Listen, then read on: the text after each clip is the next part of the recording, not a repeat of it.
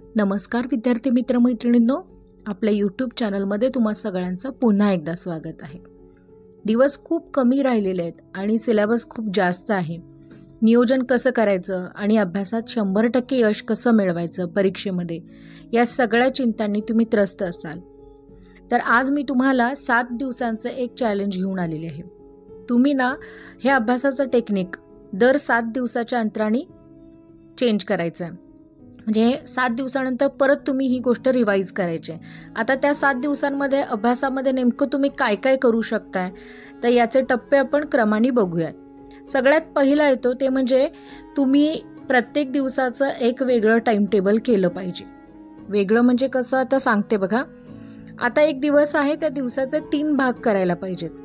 त्या 3 भागामध्ये सकाळ, दुपार आणि संध्याकाळ. आता एक काम करायचं आहे, ज्यांनाही खूप वेळ बसून अभ्यासाची सवय नाही आहे त्यांनी थोडंसं म्हणजे जे अभ्यासाचं जे आता ड्युरेशन मी सांगणार आहे ते थोडंसं कमी ठेवायचं आहे आणि ज्यांना सवय आहे त्यांनी कंटिन्यू करायचं आहे. पण हे सगळ्यांसाठीच लागू होतं. सकाळी 2 तास, दुपारी 2 तास आणि संध्याकाळी 2 तास. बघा, तुम्ही 2-2 तास देता या ठिकाणी, सकाळ, दुपार आणि संध्याकाळ. प्रत्येकी 2-2 तास म्हणजे एकूण तुमचा 6 तासाचा दिवसभराचा अभ्यास होतोय. आता एक काम करायचं आहे, यामध्ये की नाही हे जे 2 तास तुम्ही प्रत्येकी देताय, सकाळी 2 तास तुम्ही कोणत्याही वेळेमध्ये बसू शकता, तुमची कन्व्हिनियंट वेळ. पण त्या 2 तासामध्ये तुम्ही अजिबात डिस्ट्रॅक्ट व्हायचं नाही, डिस्टर्ब व्हायचं नाही, कशासाठी सुद्धा उठायचं नाही आहे तुम्ही. आणि 2 तास, या 2 तासामध्ये फोन आला, घरी कुणी आलं किंवा काहीही असेल, तुम्हाला अजिबात अभ्यासातून उठायचं नाही आहे. म्हणजे तुमची जी काही इतर कामं असतील, तुमचा विचार करायचा असेल, तुम्हाला इमॅजिन करायचं असेल, जे काही तुमचं असेल ते या 2 तासा व्यतिरिक्त. आणि बसत असतानाच पूर्ण फोकसनी बसायचं आहे. तुम्हाला खेळून यायचं आहे, तुम्हाला कोणाशी गप्पा मारायच्या आहेत, बाहेर फिरून यायचं आहे, ते सगळं करून तुम्ही या 2 तासामध्ये बसायचं आहे. लक्षात घ्या, वाटतात हे 2 तास, पण हे खूप मॅजिकल 2 आवर्स असणार आहेत. कारण या 2 तासामध्ये तुम्हाला इतका छान अभ्यास होणार आहे की तुम्ही विचारही करू शकत नाही. पण तिथं 100% फोकस असणं ही खूप गरजेची गोष्ट आहे. आता जेव्हा हे 2 तास तुमचे कंप्लीट होतात, त्या 2 तासामध्ये तुम्ही हा विचार करा की या पूर्ण स्टडीमध्ये एकूण 6 तास तुमचा अभ्यास होणार आहे. आता सकाळी तुम्ही एक वेगळा विषय घेऊ शकता, दुपारी वेगळा सब्जेक्ट, त्याच्यानंतर संध्याकाळी वेगळा सब्जेक्ट घेऊ शकता. आता या 2-2 तासानंतर काय करायचं आहे बघा. समजा सकाळी तुम्ही जो सब्जेक्ट घेतलेला आहे त्याबद्दल तुम्ही 2 तास अभ्यास केलात, हो की नाही. आता हा केल्यानंतर, तो अभ्यास झाल्यानंतर लागलीच तुम्ही काय करायचे आहे, पुढची स्ट्रॅटेजी वापरायची. याच्यामध्ये तुम्ही नेमकं काय करायचं आहे की जे काही तुम्ही रीड केलेलं आहे, मी कालही सांगितलं, ज्या 2 तासामध्ये रीडिंग आहे किंवा तुमचं जे काही आहे ते रिव्हिजन नाही बरं का, फक्त रीडिंग आहे. मग तुम्ही ते त्याच्यामध्ये रीड करायचं आहे किंवा मग ऑडिओ बुक वगैरे जे काय असतील ते ऐकायचं आहे. आता या 2 तासानंतर तुम्हाला काय करायचं आहे की तुम्ही जे काही वाचलेलं आहे त्यातलं कितपत तुम्हाला लक्षात राहिलेलं आहे, काय केलेलं आहे, हे एकदा काय करायचे, छोटीशी एक रिव्हिजन तुम्ही करायची आहे. आणि त्यानंतर मग तुम्ही त्याच्यावरती ॲनालिसिस करू शकता की कुठला भाग तुमचा स्ट्रॉंग आहे किंवा कोणता भाग तुमचा अजूनही वीक राहिलेला आहे. सेकंड आहे तो म्हणजे एक टार्गेट तुम्ही ठेवलं पाहिजे. आता तुमची जी काही स्ट्रॅटेजी आहे ती विनिंग असली पाहिजे. म्हणजे मला जिंकायचंच आहे किंवा मला मिळवायचं आहे, या पद्धतीनं तुम्ही काय केलं पाहिजे, या सगळ्या गोष्टी हँडल करणं फार गरजेचं आहे. म्हणजे तुम्ही तुमच्या गोलबद्दल फार क्लिअर असणं हे आवश्यक आहे. तुम्ही अभ्यासाला बसत असताना बोर किंवा नर्वस फिलिंग करत नाही आहेत ना, हे थोडंसं बघितलं जाणं गरजेचं आहे. कारण जर तुम्हाला बोर होत असेल किंवा जर तुम्हाला नर्वस वाटत असेल तर प्लीज तुम्ही स्वतःला काय करा, परत फोकस करण्याचा प्रयत्न करा त्या अभ्यासाकडं, ठीक आहे. त्याच्यानंतर आहे पुढचं क्वेश्चन बेस. आता क्वेश्चन बेस टेक्निक म्हणजे नेमकी काय, तर याच्यामध्ये कमी वेळेमध्ये जास्त तयारी तुम्ही करू शकता. जसं की तुम्ही एखादा टॉपिक घेतलात, त्यातला एखादा पार्ट जेव्हा वाचता तेव्हा त्यावरती कोणते प्रश्न तयार होतात ते आधी बघा. म्हणजे समजा एखादा पॅरेग्राफ तुम्ही रीड केलात तर त्याच्यावरती कोणकोणते प्रश्न तयार होतात ते तुम्ही बघायचे आहेत. कसं होतं की माइंडला ना एक सवय आहे, आन्सर द्यायची सवय आहे, पण क्वेश्चन्स तयार करायचे म्हटलं तर ते होत नाहीत. तुम्ही बरेचदा बघा, आपण आन्सर इझिली शोधू शकतो, पण क्वेश्चन ती तयारीच आपल्या डोक्याची झालेली नसते. ती स्ट्रॅटेजी ब्रेनची नसते. त्यामुळे कुठलाही स्टडी करत असताना जेव्हा एखादा पॅरेग्राफ किंवा एखादा पार्ट तुम्ही रीड केलात तर त्याच्याशी रिलेट करणारे जे काही क्वेश्चन्स आहेत ते क्वेश्चन्स कोणते येतील ते तुम्ही बघायचे आहेत आणि मग त्यानुसार काय करायचं आहे, तुमचा अभ्यास जो आहे तो ठरवायचा आहे.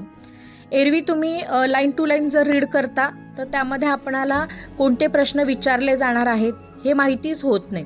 त्यामुळं आधी तुम्ही काय करायचं आहे, क्वेश्चन्स कोणते म्हणजे रीडिंग झाल्यानंतर क्वेश्चन्स कोणते तयार होतात तेही एकदा तपासून बघायचं आहे आणि त्यानुसार तुम्ही काय करायचं आहे, मग याचे आन्सर कसे तयार करता येतील हे शोधलात तर तुम्हाला जास्त चांगल्या पद्धतीने म्हणजे ॲक्टिव्ह रिकॉलचाच हा एक प्रकार आहे.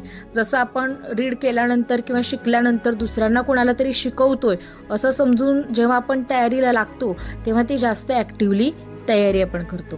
त्याच्यानंतर येते ते म्हणजे प्रत्येक दिवसाच्या शेवटी तुम्ही एक प्लॅन करायला पाहिजे की जे काही तुम्ही आज दिवसभरामध्ये केलेलं आहे, म्हणजे जसं मी आता सांगितलं तुम्हाला जे 7 दिवस तुम्हाला आता हे करायचं आहे सकाळ दुपार आणि संध्याकाळ, याच्यामध्ये की नाही रिग्रेट नाही करायचं स्वतःला. कारण पहिले 1-2 दिवस तुम्हाला थोडंसं डिस्ट्रॅक्ट होणार आहे किंवा थोडा प्लॅनिंग कमी जास्त पुढं मागं असं काहीतरी होणार, परंतु दिवसाच्या शेवटी तुम्ही काय अचीव केलं हे तुम्ही बघा आणि स्वतःला शाबासकी द्या. कारण हे खूप गरजेचं आहे. एक आहे की तुम्हाला आता सध्या सगळेजण रिग्रेट करणारे आजूबाजूला आहेत आणि तुम्ही स्वतःही जर स्वतःबद्दल हेच करत असाल तर मग मात्र अवघड आहे. त्यामुळं तुम्ही जे काही प्लॅन केलेला आहे त्यातला जवळजवळ 80% 60% प्लॅन जरी तुम्ही सक्सेस केला असेल तर खूप उत्तम आहे. स्वतःला शाबासकी देणं गरजेचं आहे. हां, आता 100%च इम्प्लिमेंट करायचं आहे आपल्याला हे गृहीत धरूनच हे 7 दिवस आपल्याला सुरू करायचं आहे. तुम्ही विचारही करू शकणार नाहीत या 7 दिवसामध्ये तुमचा 100% अभ्यास तुम्ही कव्हर करू शकताय.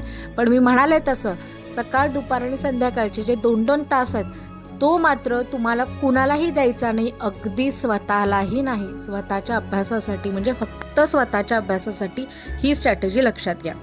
आता एक आहे की दिवसाच्या शेवटी जेव्हा तुम्ही ॲनालिसिस करता की तुम्ही काय काय केलेलं आहे तर ते जेव्हा लक्षात येतं तेव्हा एखादी गोष्ट जर मिस झालेली असेल, राहिलेलं असेल तर ते मात्र ती चूक मात्र ताबडतोब उद्याच्या दिवशी किंवा दुसऱ्या दिवशी तुम्ही ती काय करायची आहे, टाळायची आहे. आता जे काही तुम्ही रिव्हिजन म्हणजे जे काही तुम्ही रीड केलेलं आहे त्याची रिव्हिजन होणं फार गरजेचं आहे. रिव्हिजनचे सुद्धा वेगवेगळे सेशन्स प्रकार आपल्याला बघायला मिळतात. तुम्ही लगेचच 2 तास रीड केलं त्याच्या पाठोपाठ रिव्हिजन केलं तर तोही एक प्रकार आहे. त्याचं दृढीकरण ते उत्तर छान आणि चांगल्या पद्धतीने लक्षात राहतं. दुसरा प्रकार येतो त्याच्यानंतर दिवसाच्या शेवटी जे 3 सब्जेक्ट तुम्ही केलेत की नाही प्रत्येकी 2-2 तासामध्ये परत त्याचं रिव्हिजन तुम्हाला करायचं आहे हेही लक्षात घ्या. आणि पूर्ण 7 दिवस जेव्हा पूर्ण होतात तर त्या 7 दिवसामध्ये जे 2-2 तासाचे म्हणजे प्रत्येक दिवशी जे 3-3 वेगवेगळे केलेले टॉपिक आहेत ते नोट डाऊन करायचे आहेत आणि त्यानुसार तुम्ही काय करायचे आहे, एक वीकली रिव्हिजन सुद्धा तुम्हाला करायची आहे. असं जेव्हा तुम्ही हे करता तेव्हा 100% तुम्ही अभ्यास जो काही आहे जवळजवळ तो 80% अभ्यास तुमचा हा पूर्ण झालेला असणार आहे आणि याबद्दल तुम्ही काय करायचं आहे, निश्चिंत राहायचं आहे. फक्त मी नेहमी सांगते थेअरीचा जर तुम्ही पेपर देणार असाल तर लिखाणाची तयारी करण्याच्या दृष्टिकोनातून तुमची लिखाणाचीही तयारी पाहिजे. त्यामुळे जेव्हाही तुम्ही रिव्हिजनला बसाल तेव्हा ओरल आणि रिटन अशा दोन्ही पद्धतीची रिव्हिजन होणं हे फार गरजेचं आहे. आय होप की तुम्हाला हा व्हिडिओ समजलेला असणार आहे. मी परत एकदा रिवाईज करते. 7 दिवसाचा आपल्याला टार्गेट ठेवायचं आहे. 7 दिवसामध्ये प्रत्येक दिवसाचे 3 भाग करायचे आहेत. प्रत्येक भागामध्ये 2-2 तास आपल्याला घ्यायचे आहेत. प्रत्येक वेळेस तुम्ही वेगवेगळे 3 विषय घ्यायचे आहेत आणि ते विषय झाल्यानंतर म्हणजे 2 तासाचा स्टडी पूर्ण झाल्यानंतर लगेचच जो काही विषय 2 तासामध्ये केलेला आहे त्याची छान रिव्हिजन करायची आहे, लिहून पण काढायचं आहे आणि ओरली सुद्धा दोन्हीही पद्धतीने तुम्हाला रिव्हिजन करायची आहे. त्याचबरोबर तुम्ही जे रीड करत असताय त्याच्यावरती लागलीच अभ्यास करत असताना त्या 2 तासामध्ये तुम्हाला क्वेश्चन्स प्रिपेअर करायचे आहेत आणि ते क्वेश्चन्स प्रिपेअर झाल्यानंतर तुम्हाला रिव्हिजन करायचे आहे. एक रिव्हिजन असणार आहे ती दिवसाच्या शेवटी 2 तासानंतर एक रिव्हिजन असणार आणि वीकली एक रिव्हिजन असणार आहे. अशा 3 रिव्हिजन्स तुमच्या एका रीडिंगच्या एका सेटिंगच्या होणार आहेत. त्याच्यामुळे अजिबात घाबरू नका. फक्त मी म्हणाले त्या पद्धतीनं लिहायची सवय सुद्धा ठेवा. चॅनलवरती जर नवीन असाल तर सबस्क्राईब करायला विसरू नका. व्हिडिओ आवडला असेल तर प्लीज लाईक करा आणि एका आवडत्या व्यक्तीपर्यंत हा व्हिडिओ नक्की शेअर करायला विसरू नका. पुन्हा भेटू एका नवीन व्हिडिओसह. जर तुमच्याही काही शंका असतील, जर तुम्हालाही काही नवीन टॉपिक्स आठवत असतील, जर नवीन टॉपिकवरती व्हिडिओ हवी असतील तर नक्की मला त्याबद्दल कमेंट बॉक्समध्ये कमेंट करायला विसरू नका. पुन्हा भेटू एका नवीन व्हिडिओसह. काळजी घ्या. All the best. धन्यवाद.